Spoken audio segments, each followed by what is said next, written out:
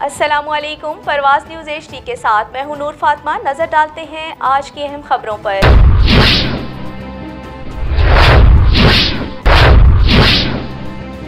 सिंध के सूबाई वजीर बल्दियात सैयद नासिर हुसैन शाह की रोहड़ी में मीडिया टॉक। वजीर बल्दियात सिंध नासिर हुसैन शाह ने मीडिया से टॉक करते हुए कहा है कि चेयरमैन बिलावल भुट्टो जरदारी के मंशूर के मुताबिक सिंध में तरक्याती कामों का जाल बिछा दिया गया है। हालिया होने वाली तबाहकुन बारिशों के बाद फंड्स में मुश्किलात का सामना है और बहुत जल्द फंड्स की कमी के बावजूद तरक्याती कामों को भी मुकम्मल किया जाएगा। रोहड़ी मेरा अपना शहर है।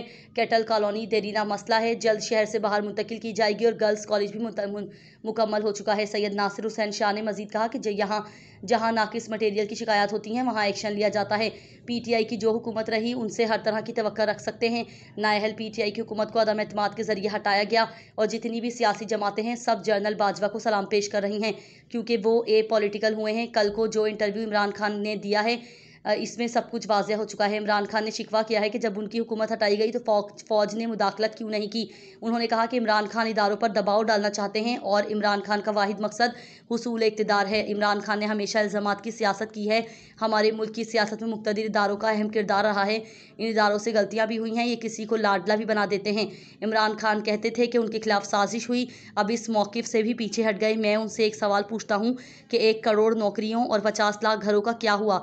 आर्मी चीफ की तैनाती का मामला मामूल के मुताबिक है, उसको मुतनाज़ बना रहे हैं। सदर मुमलिकत को पैगाम दे रहे हैं, आप अपना किरदार अदा करें। रोहड़ी से नुमाइंदा अनवर हुसैन खासखेली, परवाज़ न्यूज़।